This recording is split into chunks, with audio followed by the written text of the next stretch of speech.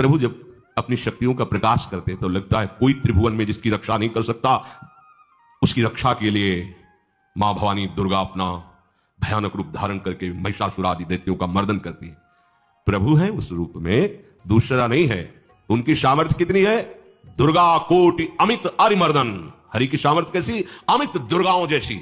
1 करोड़ अरब नहीं, अमित दुर्गाओं जैसी दुष्टों का मर्दन करने की सामर्थ्य। अमित था नहीं कि कितनी सामर्थ्य है। एक दुर्गा रूप में जब हरि प्रकाशित होते हैं तो त्रिभुवन में कोई सामने खड़ा होने वाला नहीं होता। मां भवानी जिस समय अपने स्वरूप में आती, किसी की ताकत नहीं है।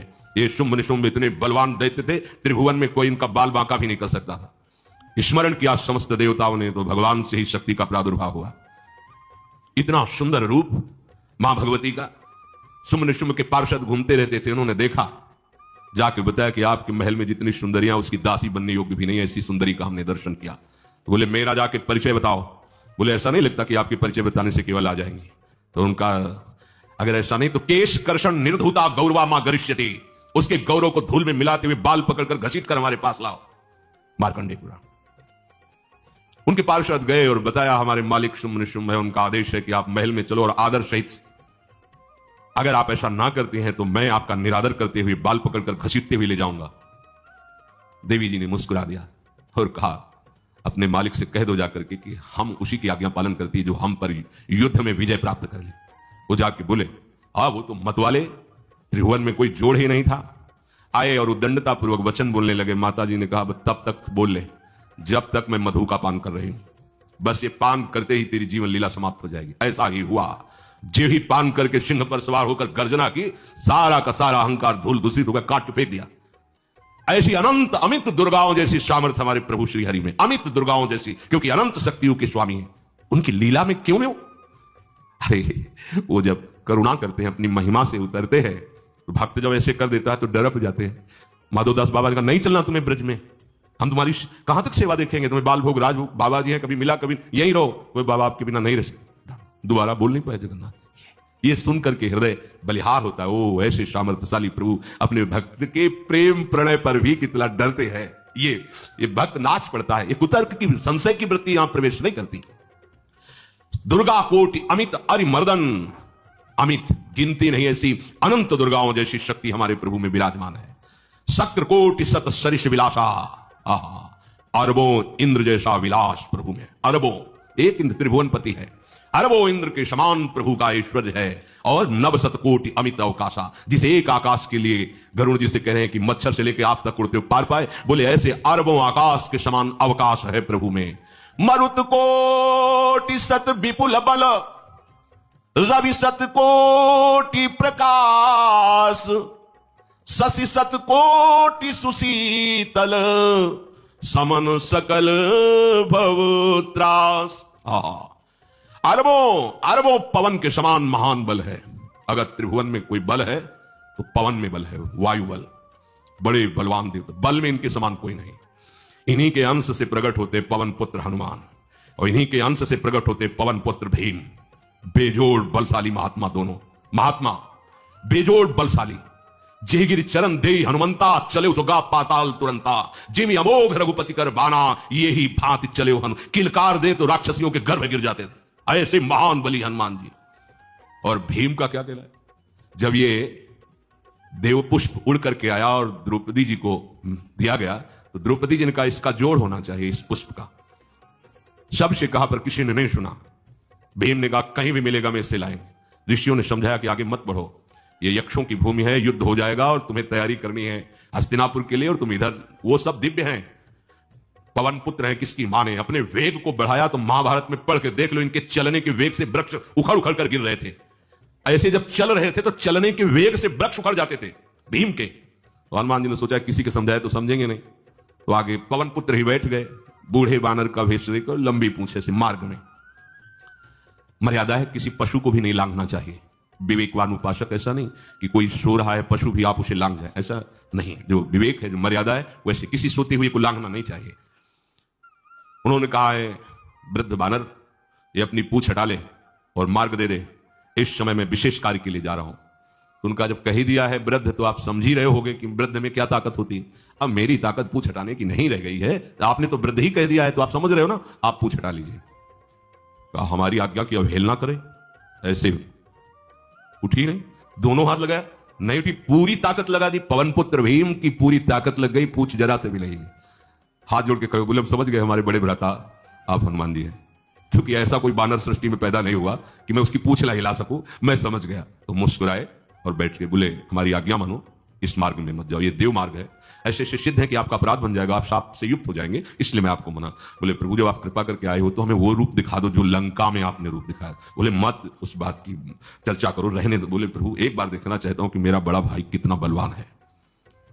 हनुमान जी ने कहा फिर देख लो। कनक भूधराकार शरीरा समर भयंकर अति बल, कांप गए। भीम जी हाथ जोड़ बोले भैया स्वर्णिम कांति, वो भयानक उनका रुद्र रूप, कांप गए, भीम कांप गए। वायु में अगर बल में देखा जाए तो सबसे ज्यादा वायु बलवान है। भगवान कैसे है? मरुत कोटि सत विपुल बल, अरबों वायुओं जैसी महान ताकत हमारे प्रभु में है, संशय नहीं। वो अगर छोटी सी कार्य के लिए सहयोग लेते हैं, ए उठवा दो, ऐसा कर, भक्तों के साथ वो विनोद करते, लीला करते हैं, नहीं उनमें बल कितना है। ऐसे पवन पुत्र हनुमान जिनके चरणों को ऐसे गोद में लिए रहते हैं। एक उपनिषद में चरित्र आता है कि असुरों पर विजय प्राप्त करने के कारण देवताओं को गर्व हो गया और सभा में नृत्य गान चल रहा था। भगवान जब किसी पे गर्व करते हुए देखते हैं तो उनको अच्छा नहीं लगता। फिर सृष्टि के विधान के प्रधान अधिकारी जब देवतागण और देवराज इंद्र और उन्मत्तता, विजयश्री में उन्मत्तता आ जाती है, तो भगवान ने एक यक्ष का रूप धारण किया और सभा के प्रधान द्वार पर दिखाई दिए। देवराज इंद्र ने कहा कि पता लगाओ ये कौन है, बिना आज्ञा के बिना सूचना के कैसे आ गया है, क्योंकि त्रिभुवनपति है ना। अग्नि देवता ने कहा मैं जाता हूं, पता लगा के आता हूं, क्योंकि किसी बलवान का परिचय पूछने के लिए निर्बल को नहीं भेजा जाता। अग्निदेव गए और कहा आप अपना परिचय दीजिए, कौन हो और यहां कैसे आए हो। तो उनका परिचय लेने के पहले हम आपका परिचय जानना चाहते हैं, आप कौन हो। तो उन्होंने कहा कि मैं अग्निदेव हूं, सामर्थ्य आपकी, त्रिभुवन को उपले की तरह भस्म कर सकता हूं, मैं समस्त प्राणियों के उदर में बैठकर अन्न और जल का पचाकर जीवन दान देता हूं, जीवन पोषण करता हूं। अच्छा, एक तिनका फेंका, हम तुम्हारी बात तभी प्रमाणित, ये उपनिषद की बात, हम तुम्हारी बात तभी प्रमाणित मानेंगे जब तुम इस तिनके को जला दोगे। कोई अग्नि देवता से तिनका जलाने की बात है, सहज में दृष्टि डाली, कुछ नहीं हुआ, पूरा पावर लगा दिया। यक्ष जी ने मुस्कुरा कर कहा तुम तो कहते थे पूरे त्रिभुवन को उपले की तरह जला दूंगा, अब गिरिवा झुकाई पहुंचे। देवराज इंद्र ने कहा कौन है। बोले असमर्थ रहा उनका परिचय जानने में, वायु देवता। आप अपना परिचय बताइए। तो आप अपना परिचय जो आए हो तो हमें पहले बताओ, तब हम अपना परिचय दें। उनका मैं महान देव वायु हूं, बल आपका, संपूर्ण जीवों का जीवन हूं, अगर मैं रुक जाऊं तो एक भी क्षण सृष्टि टिक नहीं सकती, क्योंकि सब वायु से जीवित है, और मैं पूरे ब्रह्मांडों को तिनके से उड़ा सकता हूं। ये तिनका है, उड़ाओ। पूरी ताकत लगा दी वायु देवता ने, तिनका नहीं उड़ा। ग्रीवा झुकाई, वापस चले गए। अब देवराज इंद्र उठे, जो ही नजदीक पहुंचे यक्ष अंतर्धान हो गए और देखा साक्षात ब्रह्म विद्या दूर से मूर्तिमान ब्रह्म, और डांट लगाई कि तुम उनसे संभाषण करने योग्य भी नहीं हो, क्योंकि तुम सबसे बड़े सिंहासन पर बैठे हो और अहंकार करते हो। तुम्हारे देवता सब सामर्थ्यहीन है, एक तिनका भी अग्नि नहीं जला सका, एक तिनका भी वायु नहीं उड़ा सका। अरे जिनकी शक्ति से शक्तिमान वो भगवान स्वयं आए हुए थे, कांप गए थे। अहंकार मत करो, जाओ, भगवान के बल से तुम विजयी हुए, देवताओं के बल से नहीं। देवताओं में जो शक्ति है वो उन्हीं के अंश से आई हुई है। अरबों वायु के समान महान बलशाली हमारे श्रीहरि, अरबों सूर्यों के समान उनका प्रकाश, अरबों सूर्यों के समान प्रकाश, अरबों चंद्रमाओं के समान सुशीतलता, समस्त भयों और दुखों का नाश करने वाले प्रभु श्रीहरि। काल कोटि सत सरिसती दुस्तर दुर्ग दुरंत, धूम के तु सत कोटिशम दुराधरस भगवंत।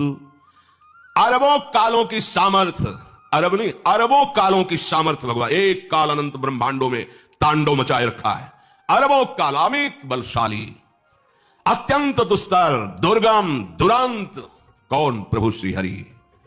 अरबों धूमकेतुओं के समान अत्यंत प्रबल सामर्थ्यशाली प्रभु, अगाध सत कोटि पताला, शमन कोटि सत सरीश कराला, तीरथ अमित कोटि सम पावन, नाम अखिल अघ पूग नशावन। कितने अथाह हैं प्रभु, बोले अरबों पाताल से भी बढ़कर, अरबों पाताल से भी बढ़कर गहरे हैं, कोई था नहीं पा सकता। कितने भयानक हैं, अरबों यमराजों से भी ज्यादा भयानक प्रभु श्री हरि हैं। अनंत कोटि तीर्थों को भी पावन करने वाले परम पवित्र जिनके श्री चरण हैं, वो तीर्थपाद श्री हरि हैं। अनंत तीर्थों की उनका नाम ही संपूर्ण विश्व के पाप समूहों का नाश करने में समर्थ है। हिमगिरि कोटि अचल रघुवीरा, सिंधु कोटि सत समगंभीरा, कामधेनु सम कोटि। आहा, देखो आप किसके सामने तुम्हें हाथ पसारने की जरूरत है, समझो। अगर अपने प्रभु को जान जाओगे, समझ जाओगे, तो फिर कहीं इधर उधर झांकने की जरूरत नहीं, किसी के सहयोग की जरूरत नहीं। कैसे प्रभु? ऐसे वो स्थिर हैं कि जैसे तूफान चल रहा और हिमालय का आश्रय ले लो तो डरने की जरूरत नहीं, कोई भी तूफान हिमालय को उखाड़ नहीं सकता। ऐसे ही कह रहे हैं अरबों हिमालयों जैसी स्थिरता प्रभु श्री हरि में है। अरबों समुद्रों के समान गंभीर है। कामधेनु सत कोटि समाना, सकल काम दायक भगवाना, सारद कोटि अमित चतुराई, विधि सत कोटि सृष्टि निपुनाई, विष्णु कोटि सम पालन करता, रुद्र कोटि सत सम संघर। अरबों कामधेनुओं के समान प्रभु श्री हरि हैं। एक कामधेनु मिल जाए तो निहाल हो जाए, है हमारे श्री हरि कैसे? अरबों कामधेनुओं के समान है। इच्छित कामनाओं की पूर्ति कर दे उसे कामधेनु कहते हैं। प्रभु में कितनी चतुरता है, अनंत कोटि सरस्वतियों की एक सरस्वती ब्रह्मांडों का संचालन करती है, बुद्धि के अधिष्ठात्र देवी हैं। यहां क्या हमारे श्री हरि अनंत कोटि सरस्वतियों की चतुराई समाई हुई है। अरबों ब्रह्माओं के समान सृष्टि रचने में समर्थ। एक ब्रह्मा प्रकट कर दिया, एक वैभव प्रकट हो गया। अरबों ब्रह्माओं जैसी सामर्थ सृष्टि रचना की प्रभु में है। आहा, और अरबों विष्णुओं के समान पालन करने की सामर्थ्य प्रभु में है। अरबों शंकर के समान संहार करने की सामर्थ्य प्रभु में है। धनत कोटि सत समधन वाना, माया कोटि प्रपंच निधाना, भार धरन सत कोटि अहिसा, निरवधि निरूपम प्रभु जगदीसा। अरबों कुबेरों के समान धनवान है। अरबों मायाओं के समान सृष्टि करने में सामर्थ्यशाली है। अरबों शेष भगवान के समान अनंत भार उठाने में समर्थ है। जगदीश्वर प्रभु श्री हरि की कोई उपमा, कोई सीमा नहीं है। ये उपमा रहित और सीमा रहित है। निरुपम न उपमा आन राम समान, राम निगम कहे, जिम कोटि सत खद्योत समु, रवि कहत अति लघुताल है। यही भांति निज निज मति विलास, मुनीस हरि बखा नहीं। प्रभु भाव गाहक अति कृपालु, सप्रेम सुनि सुख मानहि। प्रभु भाव गाहक अति कृपालु, सप्रेम सुनि सुख मानहि। प्रभु श्री हरि उपमा रहित हैं। उनकी कोई अनंत ब्रह्मांडों में किसी से उपमा नहीं दी जा सकती। प्रभु के समान केवल प्रभु हैं, ऐसा वेद कहते हैं। अरबों जुगुनियों के समान यदि सूर्य को कहा जाए तो सूर्य का अपमान होता है, सम्मान नहीं। ऐसे ही जो अभी तक वर्णन किया गया उसको समझो। अरबों जुगनुओं के समान यदि सूर्य को कहा जाए तो सूर्य की प्रशंसा नहीं, एक तरह से अवहेलना है। आहा, इसी प्रकार अपनी बुद्धि के विकास के अनुसार मुनीश्वर, अपनी बुद्धि के विकास और प्रकाश के अनुसार मुनीश्वर प्रभु का वर्णन करते हैं, गुण महिमा नाम बल पर था कोई नहीं पाओ, आज तक कोई था नहीं। ऐसे प्रभु की लीला में कोई कुतर्क, कोई संशय, अब वो क्या बुद्धि